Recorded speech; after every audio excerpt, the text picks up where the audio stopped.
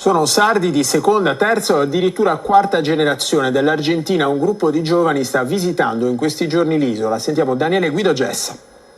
Come trova la Sardegna? Che cosa pensa della Sardegna? È la mia seconda casa. Mi piace moltissimo essere qui, ogni volta che vengo è come essere a casa. Quali sono i legami con la Sardegna?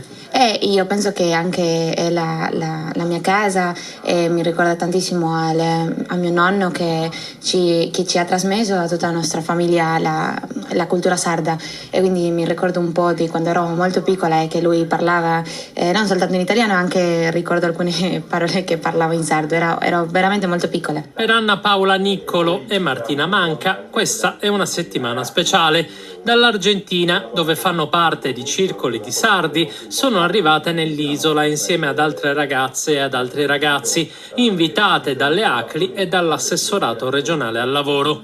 7 giorni di scambi, incontri, workshop e amicizia, testimonianze di emigrazione di seconda o terza generazione, perché in fondo si è sardi per sempre. Che cosa dicono questi ragazzi quando arrivano in Sardegna? Che cosa pensano della nostra regione?